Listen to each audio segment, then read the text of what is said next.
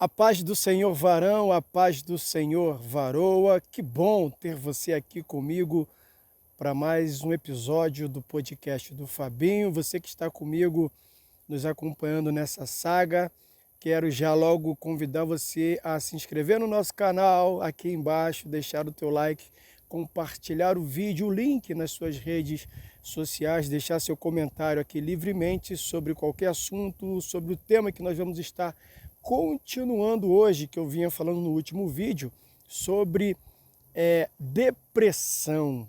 Por que acontece a depressão? Bem, falamos no último vídeo que uma das coisas que começa os sintomas da depressão é quando a gente se torna impaciente e automaticamente com a impaciência a gente fica chato, arrogante, enfim, algumas outras coisas. Porém, no final do vídeo eu disse que iria falar nesse próximo vídeo, nesse caso que a gente está fazendo agora, é falar sobre como se livrar da depressão. Bem, se livrar da depressão, embora seja simples, é uma conduta, é uma prática bem dolorosa, porque ela requer uma mudança de uma série de coisas e, entre elas, para que você comece a agir em cima das mudanças que são necessárias, é muito importante que você reconheça alguns pontos. E é sobre esses pontos que eu quero falar neste vídeo e no próximo vídeo e nos próximos vídeos, se assim Deus achar que devemos fazer mais que outros vídeos, para poder trazer esse assunto ao esclarecimento, uma vez que sabemos que a depressão tem machucado, tem magoado, tem levado muitas pessoas a óbito, tem levado muitas pessoas ao suicídio, tem levado muitas pessoas a terem resultados tristes e pavorosos. Como eu sou, graças a Deus, louvado seja o nome do Senhor, um sobrevivente desse mal, eu sinto-me na obrigação de passar para você, não a receita, mas a maneira que pelo menos comigo deu certo, tendo, lógico, o auxílio de Deus, tendo o acompanhamento da palavra de Deus, acreditando que a base principal para qualquer cura é a palavra de Deus.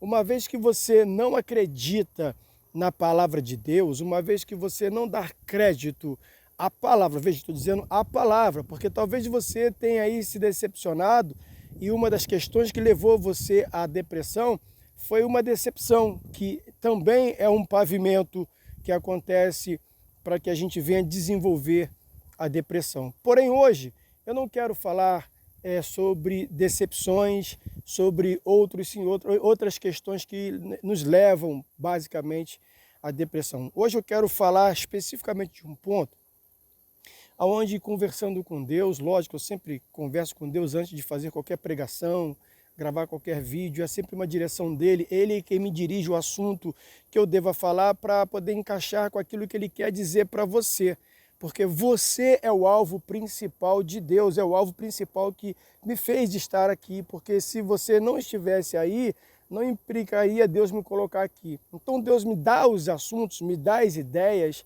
me permitiu passar por coisas para que hoje eu pudesse ser alguém gabaritado, chancelado pelo próprio Deus, a estar trazendo para você esclarecimento, cura, reflexões, entendimentos, enfim, acerca principalmente do problema chamado depressão.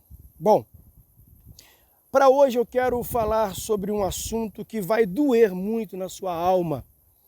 Apesar de todos eles, eu acredito que mexe, mas esse é bem emblemático e importante. Que se trata de uma coisa com 5 letras. C-U-L-P-A. C-U-L-P-A. Culpa. O que a culpa representa na minha e na sua vida? Bom, primeiro a gente precisa esclarecer o que é a culpa. A culpa vem de uma palavra que você consegue distingui-la da seguinte maneira. Eu sou culpado, vem do verbo culpar.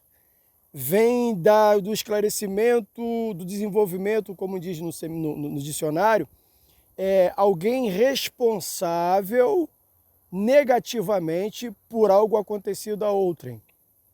Então, foi por causa de mim que algo negativo aconteceu a uma outra pessoa.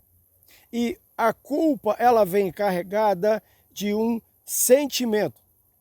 Sentimento esse que às vezes nós, de fato, não temos a culpa, não foi através de nós que a tal pessoa teve lá o seu prejuízo, a sua amargura, mas por alguma forma, algum sentimento dentro de nós, algo maligno, na maioria das vezes, vem nos trazer à memória ou nos fazer sentir que somos nós os responsáveis por aquele mal naquela pessoa. E aí nós passamos não ter a culpa, mas o sentimento de culpa. Porque quando você é culpado por alguma coisa, você assumiu a responsabilidade ou assumiu o delito feito, cometido. Ora, você prejudicou alguém e você tem a consciência de que você prejudicou alguém. Então, se você está me ouvindo nesse momento e entende que em determinadas áreas, determinados episódios da sua vida, você teve a culpa ou você é ou foi o culpado ou a culpada, obrigatoriamente, como eu falei bem no início, você começa a fazer uma reflexão, uma autorreflexão, uma meia-culpa, olhar para dentro de você e entender que se tal coisa aconteceu, de fato, o que você fez ou talvez deixou de fazer contribuiu negativamente para prejudicar uma outra pessoa. Isso é você assumir a culpa, sabe? Uma situação de trânsito que acontece, uma colisão no trânsito, alguém atravessa o sinal vermelho, ou alguém não freia, ou alguém de alguma maneira comete alguma falha e por conta daquela falha vem desencadeando uma série de situações que a gente chama de engavetamento, né? Então outras pessoas se envolvem numa confusão, se envolvem no engavetamento porque o culpado ou a pessoa principal que errou foi lá na frente. Mas isso é uma coisa óbvia, uma coisa notória, é uma coisa de fácil observação. A grande questão é que quando isso não é de fácil observação, a gente atrai para nós o sentimento de culpa. O sentimento de culpa é que é o grande problema. Porque quando você sente que você é culpado por alguma coisa, sempre que você olha em volta, você consegue observar que talvez aquele prejuízo, talvez aquele problema que a pessoa está passando, você é o culpado, é a culpada. Talvez alguém na sua casa, na sua família, no seu relacionamento, no seu grupo ali, teve depressão, levou-se a óbito, se suicidou e você acha que a culpa é sua porque talvez você não foi um bom pai, talvez você não foi um bom esposo, talvez você não foi uma boa esposa, talvez você não foi uma boa mãe, talvez você não foi um bom filho, uma boa filha, enfim, você não agiu da maneira que deveria agir, então, por aquela pessoa ter tido um prejuízo de alguma situação, de alguma forma, você se sente culpado, você toma para si a culpa, você toma a responsabilidade por algo errado naquela vida. Então, conviver com esse sentimento é um grande problema. Observa, na Bíblia tem algumas histórias onde a culpa e o sentimento de culpa, eles estão ali imbuídos. Eu posso me lembrar aqui de algumas histórias, várias delas. Por exemplo, o povo de Israel, quando estava sob a liderança de Josué, eles, guiados pelo Senhor, eles fizeram aquela situação emblemática, né, dos muros de Jericó. Você conhece a história, né? Eles rodearam por 6 dias, por 6 vezes, aí pela 7ª vez rodaram ali 7 vezes e tal, e gritaram, e os muros de Jericó caíram, ruíram para eles passarem. Bom, nessa passagem, a ordem de Deus para Israel, através de Josué, foi, olha só, Deus mandou que a gente rodeasse o muro e tal, o muro vai cair. Nós vamos passar por dentro de Jericó para chegarmos ao objetivo final, que é a terra prometida, que a gente precisa passar por Jericó, que tem um muro aqui, os caras são inimigos, e é dessa maneira que vai ser, ok? Ok. Mas Deus me deu uma direção para que a gente não pegue nada do que é do povo de Jericó para nós. Nós vamos invadir a cidade, a gente vai ter que matar, a gente vai ter que destruir as pessoas, e ali a gente vai ver que eles têm coisas boas, como gado, como ouro, prata. Eles têm bens ali que, aos nossos olhos, nós queríamos ou vamos querer para nós. Mas a ordem de Deus é que a gente não pegue nada de que está em Jericó, porque é maldição, é anátema. Deus não quer, é só passagem por Jericó. Amém? Amém. E eles fizeram todo o traquejo ali, todas as estratégias que Deus havia ordenado, você conhece a história. E no último dia, o muro de Jericó veio abaixo. Eles entraram por Jericó, fizeram o que tinham que fazer e foram embora. Logo depois, não muito depois daqueles dias, eles precisavam guerrear com um povo que morava um pouquinho mais distante de Jericó, que era o povo da cidade chamada Ai. Era um povo chato, bom de briga, porém muito pequeno. Era um povo que não tinha lá tantos guerreiros para principalmente se comparar ao exército do Deus vivo. E Josué, para aquela batalha, não liberou a totalidade do seu exército. Liberou ali alguns poucos guerreiros e foram à batalha contra Ai. E chegando na batalha, que era mamão com açúcar, era fácil derrotar aqueles homens, o que foi que eles fizeram? Eles perderam a batalha para um pouquinho de homens ali da cidade de Ai e voltaram e contaram para Josué. Josué se angustiou, não entendendo o porquê deles terem uma derrota para aquele povo pequeno, uma vez que eles tiveram uma vitória contra Jericó, que era um povo temido, que tinha nas suas muralhas uma grande segurança, aquelas muralhas que ninguém conseguia ultrapassar, porque era algo muito forte, era algo muito emblemático, era algo muito pomposo, era algo muito famoso entre todas as nações, que eram as muralhas de Jericó, e o Deus vivo de Israel deu vitórias a eles. Como que eles perderiam uma batalha contra Ai, que em números era um povo mínimo, micro? E ele, Josué, na sua angústia, ele jejuou e antes de qualquer atitude fez aquilo que alguns de nós não faz. Ele foi aos pés do Senhor. Ele foi se consultar com Deus.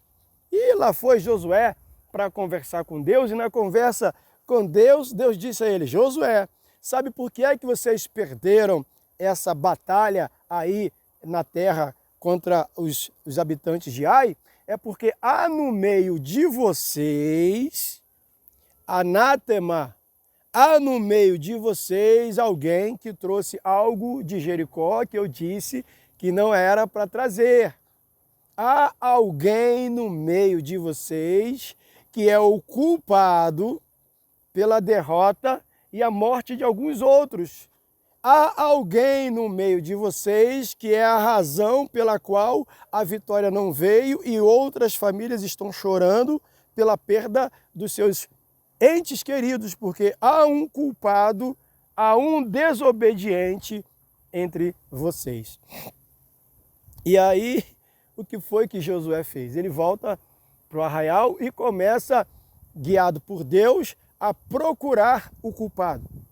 Olha, Deus me falou que há entre nós alguém que trouxe algo lá da terra de Ai e precisamos descobrir quem é.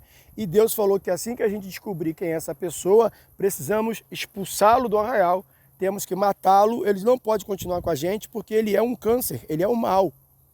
Ele é alguém dolosamente culpado, ele errou sabendo que não era para errar, porque ele teve ali antes da batalha, toda a instrução de Deus, e ele foi extremamente desobediente ao mandamento do Senhor. E começaram a lançar sorte, começaram a resolver, e é aqui, não é ali, vasculha e tal, fizeram toda uma sindicância, toda uma situação para ser resolvida, uma CPI, na verdade, ali, e moral da história, descobriram que foi um camarada chamado Acã. Então, Acã, com seus filhos, foi quem pegou ali uma capa, algumas peças, alguns utensílios de ouro, de prata, e escondeu na sua tenda para que ninguém visse.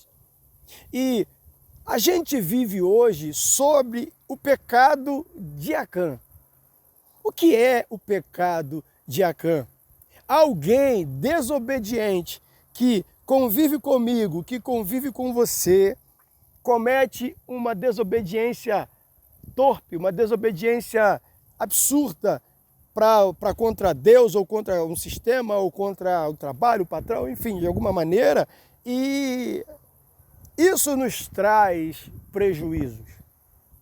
Quando, na verdade, o culpado principal é Acã. Mas, na derrota do povo, Acã, ele foi um culpado doloso. Ele tinha consciência de que não poderia fazer o que ele fez. Ainda nesse episódio, não existe o sentimento de culpa na vida de Acã, porque Acã era um culpado doloso. O sentimento de culpa, embora a história narrada ali não diz, pressupõe-se ou dar-se a entender que Moisés, ou melhor, Josué talvez achou que alguma coisa que foi ele que deixou de fazer ou de cumprir, então ele se sentiu culpado pela derrota. A história na Bíblia não conta, mas podemos imaginar ou conjecturar que talvez a esposa que discutiu com o esposo, que morreu nessa batalha, antes mesmo de ele ir para a batalha, talvez se sinta culpada que o esposo morreu, porque ele discutiu e ele foi despreparado e teve alguma distração e foi morto em batalha. Talvez ali havia algum litígio, alguma briga, alguma situação triste entre alguns irmãos ali que foram para a batalha sem se falar ou sem perdoar um ao outro em alguma situação. E aí houve uma derrota e alguém veio a óbito e alguém se sinta culpado. Talvez alguém que morreu naquela batalha ali é alguém que foi dado em casamento ou que foi dado a ele uma esposa e que talvez a mulher agora virou uma viúva e os pais da moça se arrependem porque ela não queria ter casado com aquele camarada e por uma questão ali cultural e tradicional ali do povo, talvez ela foi entregue para aquela pessoa e agora está sofrendo, e os pais, ao ver o sofrimento da filha e dos netos, viúva e órfãos de pai, talvez sinta ali uma dor no coração e talvez acha que ele é a culpa. Isso é o sentimento. É quando você começa a tomar para si a responsabilidade, a culpa, a razão pela qual aquilo aconteceu, embora o principal pecador, o principal errado, o principal desobediente tenha sido Acã. E na nossa vida, Acã representa vários setores, tem errado contra muitas coisas em nossa vida e acaba que a gente acaba tomando culpa. Quer ver só uma coisa? Vou te explicar uma coisa que acontece agora nos nossos dias. O pecado de Acã, que é alguém que errou de uma maneira dolosa, como eu disse, sabendo que estava errado, eu posso colocar aqui que quem errou foi você. Você cometeu um erro e você traiu o seu esposo. Você cometeu um erro e você traiu a sua esposa. Talvez você nunca imaginaria que aquele homem da igreja, aquele pastor, aquele presbítero, aquele diácono, aquela irmã, aquela missionária faria algo que ela fez ou ele faria algo que ele fez. Embora a culpa é um do outro, que no relacionamento deles houve essa dificuldade, o sentimento de culpa atinge o outro que eu poderia ter avisado a ele. Se eu soubesse que isso iria acontecer, eu poderia ter falado para ela quando eu percebi nas primeiras vezes. E aí você se enche de um sentimento de culpa, você toma para si a responsabilidade pelo fim daquele relacionamento, pela traição daquela pessoa, e aí você começa a viver amargurado. Você, quando vê um casamento em crise, você não tem mais coragem de opinar, porque você teve a oportunidade de opinar naquele ali, mas aquele ali deu errado e você perdeu a coragem de ajudar alguém. Você começa a ter uma vida dilacerada com a lembrança daquilo que você diz, que você julga, que você foi o responsável por aquela situação triste. E aí, quando isso começa a acontecer, você começa a voltar. Lembra que eu falei no outro vídeo sobre os primeiros sintomas? Ser uma pessoa impaciente. Uma pessoa impaciente, ela passa a ser uma pessoa extremamente chata. Uma pessoa extremamente insatisfeita. E uma pessoa que não é satisfeita por nada, com nada, a tendência dela é reclamar de tudo. Mas o pano de fundo é o sentimento de culpa. Meu Deus, se eu não tivesse engravidado aquela moça, talvez eu não passaria por isso que eu estou passando. Se eu não tivesse traído naquele primeiro casamento, eu não passaria o que eu estou passando nesses outros casamentos. Se eu não tivesse pegado dinheiro do meu patrão, da minha patroa naquela primeira vez, talvez eu não estaria amargurando esse problema aqui. Talvez, se eu não tivesse vendido drogas e tivesse sido preso como traficante, os meus filhos talvez hoje não estariam na boca de fumo. E aí você começa a ter o sentimento de que tudo que acontece de errado com alguém ao seu lado, a culpa é sua. Quando na verdade, não. Na verdade, o sentimento de culpa, ele vem, talvez, você errou numa situação, duas, que infelizmente, embora seja algo que é normal, é chato, mas errar é uma inerência do ser humano. Outra coisa é você assumir para você um erro, uma culpa que não é sua. Se a culpa não é sua, por que é que você está com o sentimento que você é o principal culpado? É porque nós temos tanta vontade dentro de nós de ajudar alguém, que na nossa impetuosidade, falta de sabedoria e tranquilidade para ajudar, a gente coloca sempre a nossa opinião. A gente sempre coloca aquilo que nós queremos, da maneira que a gente quer que as coisas sejam resolvidas na vida do outro. A gente não para pensar como é que é o temperamento, como é que é o comportamento dos envolvidos. A gente não para fazer como fez Josué, perguntar a Deus o que está acontecendo e qual é o próximo passo. Nós agimos por impulso e por termos talvez uma experiência, ou por termos uma vivência, ou por termos passado por várias situações onde, agindo de tal maneira, resolvemos, nesse assunto específico não conseguimos resolver. Por que é que os seus filhos, por que é que os nossos filhos, por que é que os que estão à nossa volta, principalmente os jovens, não estão querendo ficar na igreja? De quem é a culpa dos jovens hoje não quererem estar na igreja? Se a igreja não tiver um show igual no mundo, se a igreja não tiver as coisas que tem no mundo, se você não mundanizar a igreja, os jovens não têm mais paixão e amor pela palavra de Deus, que é o que na verdade ele deve ter. Por que é que não tem? Porque você não tem essa paixão, ele não vê em você essa paixão. E aí a culpa é sua? Não, na verdade você não tem. Mas a culpa é sua? É. Você fala, caramba, pastor, agora você me confundiu. Você disse que a culpa é e que a culpa não é. Eu vou explicar de uma maneira simples. Assim como Acã sabia que aquela atitude era errada, você sabe qual é a atitude sua que foi errada. Porque aquela que você fez, errou involuntariamente, sem ter o conhecimento que errou, a Bíblia nos dá, a base nos garante que Deus leva em consideração o tempo em que a gente não sabia, o tempo em que éramos ignorantes, o tempo em que a gente não sabia que aquilo era tão ruim assim. Por exemplo, eu não sabia que era tão ruim assim beber uma cerveja, parar no bar, beber uma cachaça, cheirar uma cocaína, fumar maconha, fumar cigarro, bater nos outros, roubar. Eu sabia que isso fazia as outras pessoas chorarem, mas para mim, jovem, era divertido, junto com os meus amigos, aquela galera toda no baile, até que veio a consciência. Por isso Paulo fala em Romanos sobre a lei e a graça. Ora, a lei, graças a Deus, porque ela me mostra o pecado, aquilo que é e o que não é pecado. Agora, é porque eu tenho a graça que eu não vou mais obedecer à lei? Não. A lei existe para me dar parâmetro. A lei existe para me colocar limite. A lei existe para me mostrar que se eu ultrapassar ela, eu estou sabendo que é errado e eu passo a fazer dolosamente. Então eu sou culpado e réu culpado. Não tem jeito. Agora, quando a gente começa a não entender o que está acontecendo, é bem verdade que talvez o filho, a neto, o neto, o marido, alguém não vai querer ter a fé que você tem. Agora, quando ele vê que você é um homem de Deus, uma mulher de Deus, quando ele ou ela vê que você é alguém que errou pra caramba, como eu errei, você conhece a minha história, sei que alguns que estão me assistindo. Quando você sabe que você fez de tudo errado, mas hoje você tenta a cada dia que amanhece, a cada manhã que clareia, como essa maravilhosa manhã que eu estou aqui em cima, eu estou gostando de fazer os vídeos aqui, que aqui é tranquilo, não tem barulho de vizinho chamando, telefone desligado, não tem buzina de carro.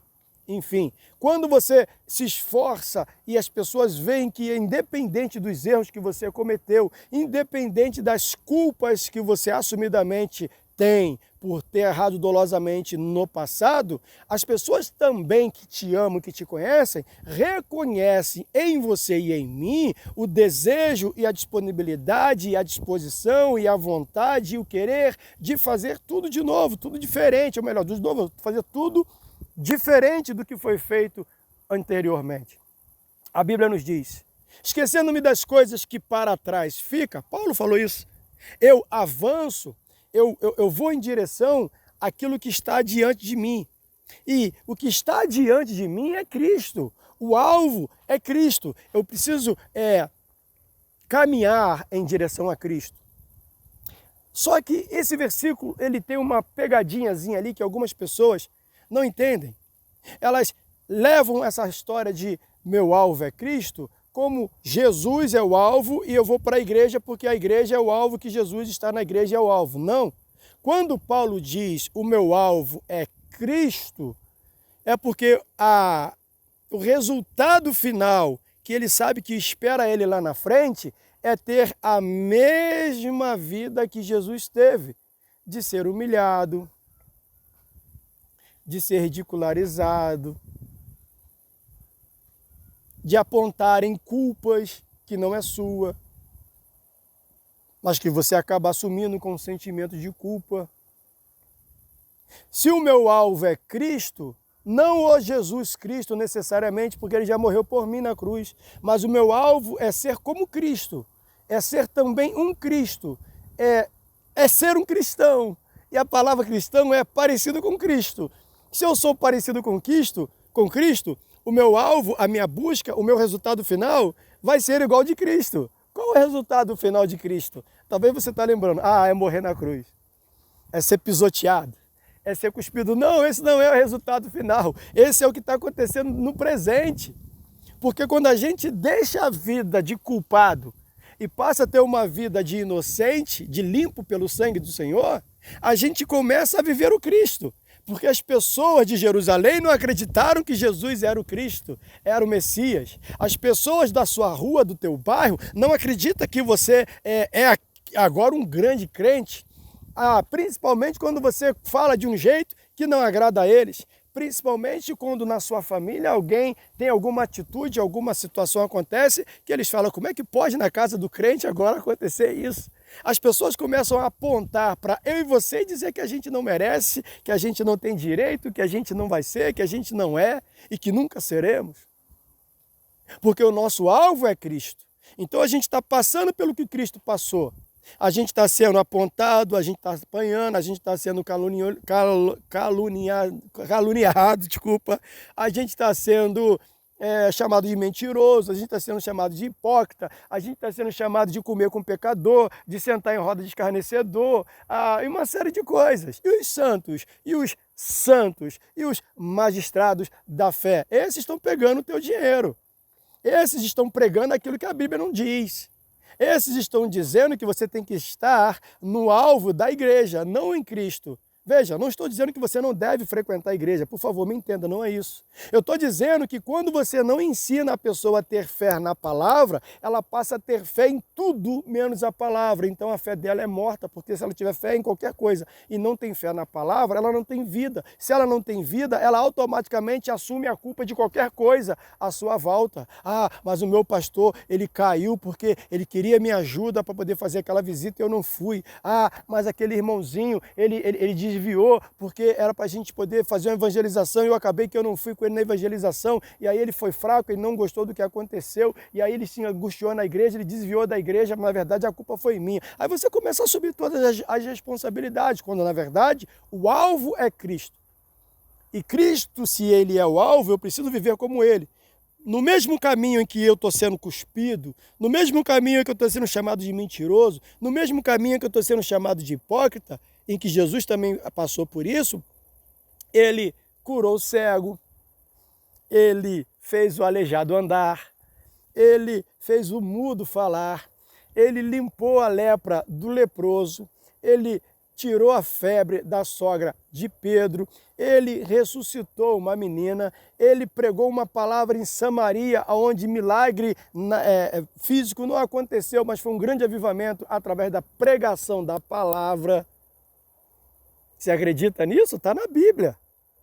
E você não vê campanha nas igrejas, campanha de Samaria, porque em Samaria não houve o milagre de cego enxergar, aleijado andar. Não. O que houve foi resgate de vidas através da palavra, a começar por aquela mulher no capítulo 4, no poço que ele encontrou com ela e que ela era casada com outro marido, enfim, tinha uma vida difícil, ele teve o dom da revelação ali, ele usou, ele perdoou aquela mulher falou dele para todo mundo e ela começou a mudar de vida e Jesus ficou alguns dias ali em Samaria e ali ele começou a pregar e as pessoas se converteram ao evangelho. E detalhe, um povo que não misturava com judeu. Quem foi o pastor da igreja em Samaria? Para onde foram parar os crentes de Samaria? Porque naquela época o povo já começou a ter como alvo Cristo. Porque de quantas igrejas, ou você já participou de alguma denominação que ela fechou? Talvez você que está me assistindo é de uma igreja tradicional. E algumas igrejas tradicionais, acredito eu que ela pode até ser que fecha. Lógico, nunca é o nosso desejo que igreja nenhuma fecha, né? Mas as tradicionais é difícil fechar, é difícil você ouvir dizer que fechou uma presbiteriana, uma metodista, uma igreja batista, dependendo de uma igreja grande da Assembleia de Deus, que congregação pequena às vezes fecha, mas digo uma igreja base, essas igrejas tradicionais são mais um quadrangular, não é simples fechar, né? Mas você talvez participou de uma igreja que fechou, e aí, o que você fez? Você foi para uma outra ou você virou desigrejado?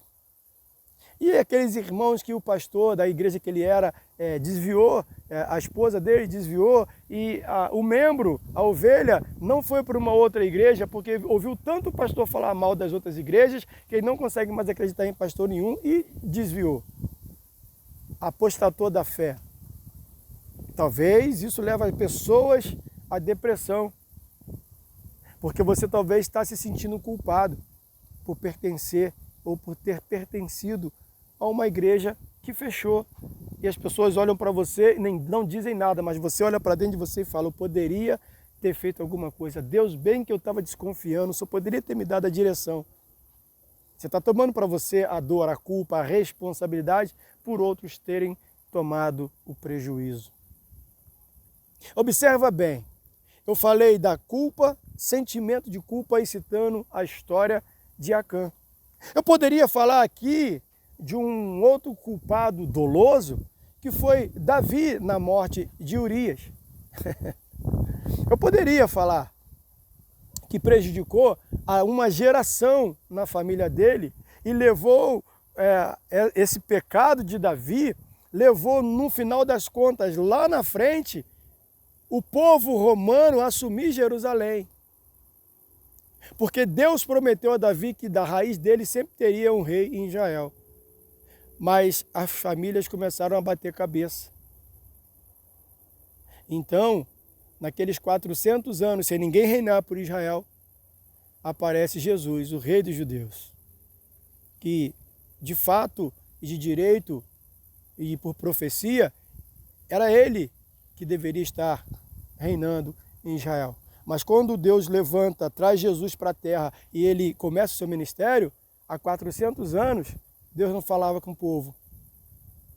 E os romanos dominavam toda aquela região, onde era para ser alguém da família de Davi. Davi é o culpado? Sim. Mas quantos reis passaram e se sentiram culpados por não conseguir fazer o que era correto aos olhos do Senhor? Quantos talvez não ouviram quando eles erraram? A culpa é do seu pai Davi. Quantos de nós que cometemos algum pecado cometemos algum erro e alguém diz a culpa é de Adão, que foi o primeiro a errar.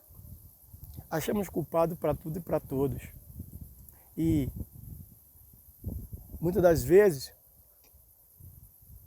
quando nós não tomamos para nós o sentimento de culpa, a responsabilidade por causar dano a uma outra vida, nós apontamos a culpa. Nós responsabilizamos alguém que não é o culpado. Que tão quanto assumir o dolo, assumir a responsabilidade do problema, ou pior do que isso, não sei de que maneira você possa entender, é quando você culpa alguém, transfere alguém, aponta alguém como um responsável principal por gerar prejuízo a uma outra pessoa ou a você mesmo. Ah, eu fui mandado embora, a culpa é do encarregado. Não, a culpa é daquele gerente, ele é muito puxa-saco.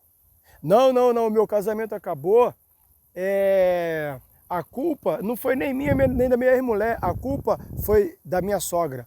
Não, a culpa foi das amigas da minha mulher. Não, a culpa foi daquele pessoal do salão que a minha mulher frequenta ou frequentava. Não, a culpa é daquela vizinha que ela não saía da casa da vizinha.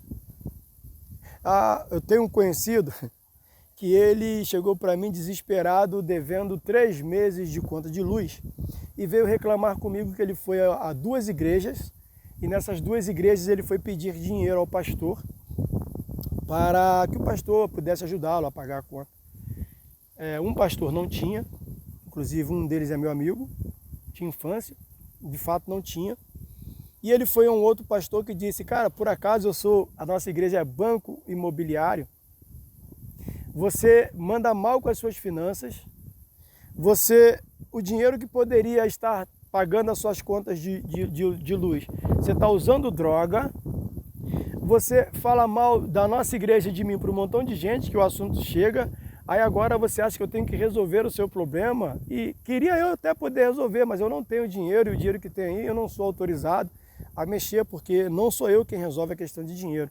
E ele saiu de lá revoltado, dizendo que o culpado por ele estar devendo a luz ainda era o pastor que disse que a igreja não é banco imobiliário.